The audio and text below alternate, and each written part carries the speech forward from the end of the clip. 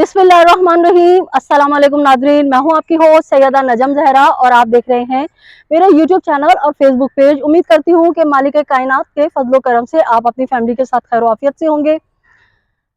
तमाम तर तारीफ़ें हैं रब्बे कायनात के लिए कि जिसने इस कायनात को बनाया, और तमाम तर दुरूद सलाम है मोहम्मद व आले मोहम्मद पर कि जिनकी मोहब्बत में मालिक ने इस कायनात को तख्लीक किया। अल्लाहुम्मा सल्ली अला मोहम्मदिन व आले मोहम्मद व अज्जिल फरजहुम अजमईन। ऐ रब, मेरे सीने को खोल दे और मेरे काम आसान कर दे, मेरी ज़बान की गिरह को खोल दे कि लोग मेरी बात समझ सकें। नाज़रीन, इलेक्शन के हवाले से और दीगर हवाले से खबरें तो बहुत हैं, लेकिन आज बहुत मुख्तसर टाइम लूँगी आपका और आपके साथ सिर्फ अपने जज्बात और अपनी कौम को झंझोड़ने की कोशिश करूँगी, जो मैं करती रहती हूँ। बात करूँगी मुत्तहिदा कौमी मूवमेंट के 2 लापता आज़ाद उम्मीदवारों के हवाले से और अंदरूने सिंध में कच्चे के डाकुओं की जानिब से गरीब मजदूर किस्म के सिंधी भाइयों को अगवा करके उन पे जो बेहमाना तशद्दुद किया जाता है उस हवाले से। तो सबसे पहले बात करूंगी मुत्तहिदा कौमी मूवमेंट अल्ताफ हुसैन के वफा परस्त निसार पंवर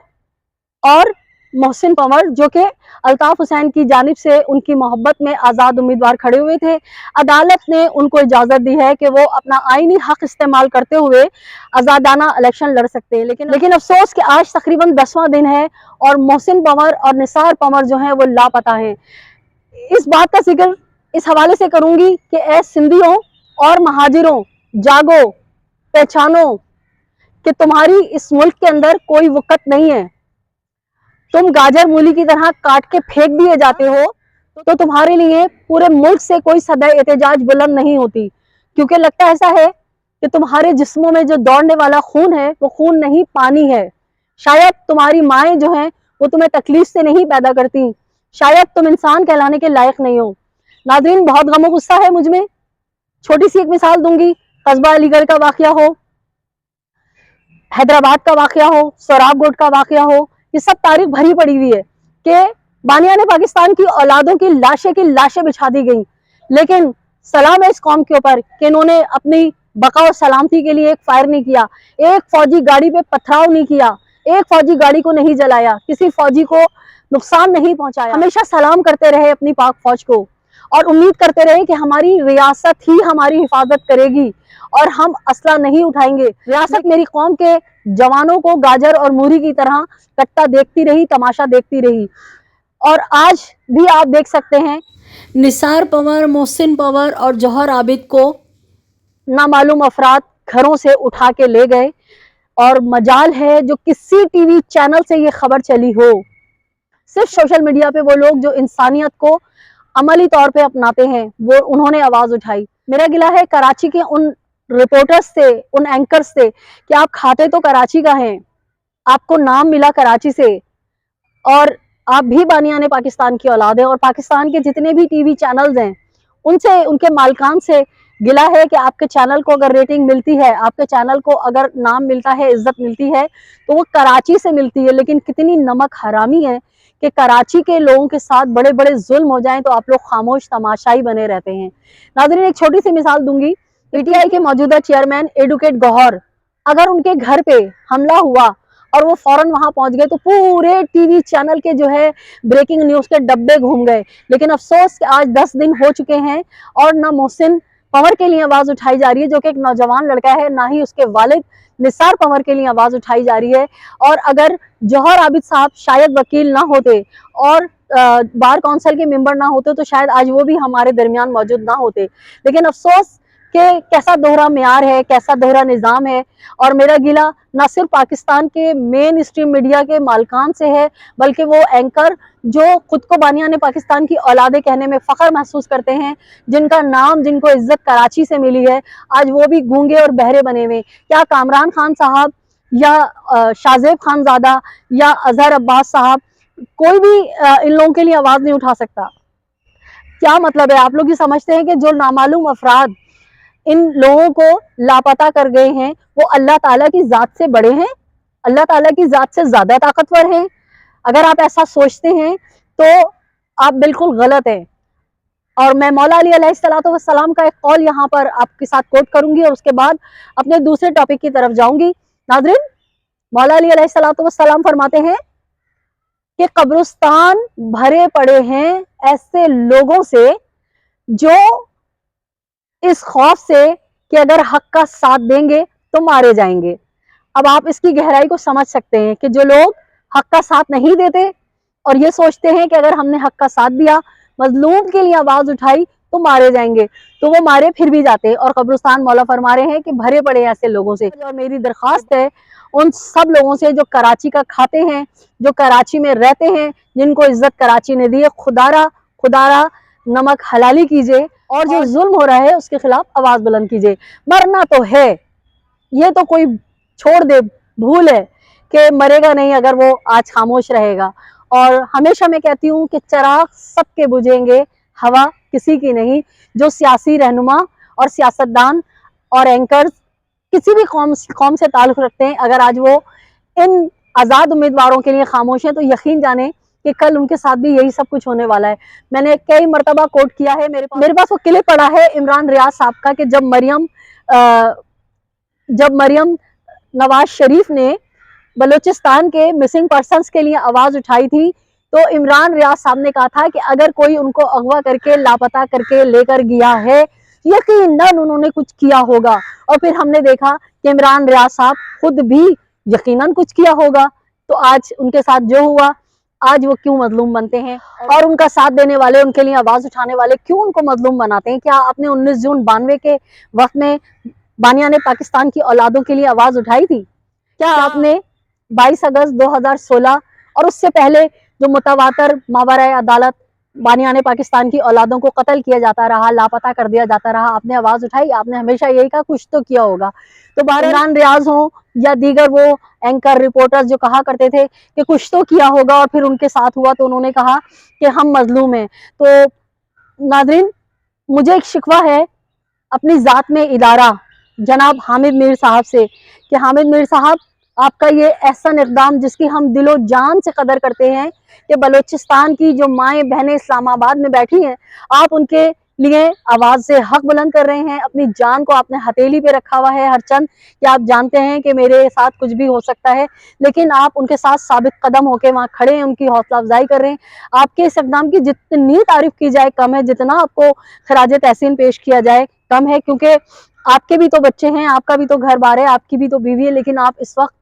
تمام تر مصلحتوں سے بالا تر ہو کے آپ مظلوموں کے لیے صدائے احتجاج بلند کر رہے ہیں. لیکن سر، اگر کاش کہ میرا یہ پیغام کوئی آپ تک پہنچا دے. ایک معمولی سی چھوٹی سی رپورٹر اس شہر کی، شہر قائد کی، آپ کی قوم کی بیٹی آپ سے التماس کر رہی ہے کہ کیا آپ کو 10 دن ہو گئے نہیں پتا کہ محسن پنور، نثار پنور جو ہے وہ کس طرح سے گھر کے باہر سے لاپتہ کر دیے گئے؟ کون دہشت گرد نما لوگ آئے تھے جدید اسلحے سے مزین، جن کے پیروں میں نثار پنور کی بیگم نے اپنا دوپٹہ تک ڈالا کہ آپ میرے شوہر کو پہلے بھی لے گئے تھے، خدا کا واسطہ ہمارے گھر کے ولی وارث کو، میرے جوان بیٹے کو چھوڑ دیں. اور وہ ان کو دھکے دیتے ہوئے، ان کے پیٹوں پہ لات مارتے ہوئے، دھتکارتے ہوئے ان کو ایسے نثار پنور کو اور محسن پنور کو لے کے گئے جیسے کوئی عادی مجرم ہو، کوئی ٹارگٹ کلر ہو، کوئی ملک کا را کا ایجنٹ ہو. افسوس کہ حامد میر صاحب، آپ سب کے لیے آواز اٹھا رہے ہیں اور 10 دن گزر گئے، آپ نے ان کے لیے ابھی تک ایک جملہ بھی نہیں کہا. تو ناظرین، باتیں بہت ساری ہیں، افسوس بہت ہے. مقصد یہاں پہ صرف یہ بتانا ہے کہ اگر پنجاب سے کوئی اٹھتا، اگر پنجاب سے کوئی لاپتہ ہوتا تو پورے پاکستان میں جو ہے ایک شور و غوغا مچ جاتا اور پورا میڈیا جو ہے وہ ڈبے پہ ڈبے چلانا شروع کر دیتے بریکنگ کے. لیکن افسوس کہ کراچی والوں کے خون کو خون نہیں، پانی سمجھا جاتا ہے. کراچی والوں کا قصور کیا ہے کہ ہم بانیان پاکستان کی اولاد ہیں، ہم پاک فوج کی عزت کرتے ہیں. ہم نے آج تک پاک فوج کے کسی ٹرک پہ، کسی گاڑی پہ ایک پتھر نہیں مارا. لیکن جن لوگوں نے پاک فوج کے GHQ کو جلایا، جنہوں نے کور کمانڈر گھر کو جلایا، جنہوں نے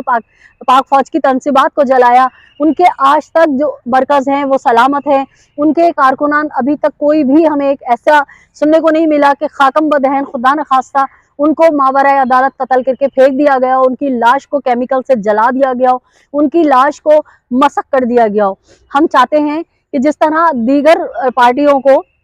آپ اجازت دیتے ہیں گراؤنڈ پہ کام کرنے کا، جیسے 9 مئی کے بعد جس کو پاک فوج خود کہہ رہی ہے کہ پاکستان کا 9/11 ہے، آپ ان کے لیے ہمدردی رکھ سکتے ہیں، آپ ان کو کھلا میدان دے سکتے ہیں، عدالتوں میں وہ پیش ہو رہے ہیں، عدالتوں میں کارروائیاں ہو رہی ہیں۔ تو اگر آپ کو لگتا ہے کہ کراچی کے مہاجرین یا کراچی کی وہ جماعت جس سے تعلق رکھنے والے سندھی اگر اس سے محبت کرتے ہیں وہ کوئی دہشت گرد ہے، تو آپ ان کو عدالت میں پیش کریں، لیکن افسوس کہ آپ ان کے ساتھ دوہرا نظام رکھے ہوئے ہیں۔ ناظرین، اب بات کروں گی پورے پاکستان کے عوام کو مخاطب کرتے ہوئے، وہ لوگ کہ جب ہم بانیان پاکستان کی منتخب جماعت الطاف حسین اس کے لیڈر ہیں، ان کے لیے ہم کوئی بات کرتے ہیں تو فوراً بغیر ہڈی کی زبان چلا کے شور مچ جاتا ہے کہ آپ ایک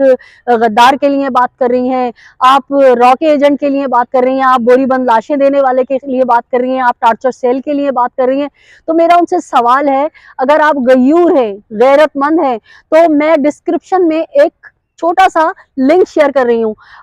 باتیں مثالیں بے شمار ہیں کہ ولاگ جو ہے نا وہ افورڈ نہیں کر سکتا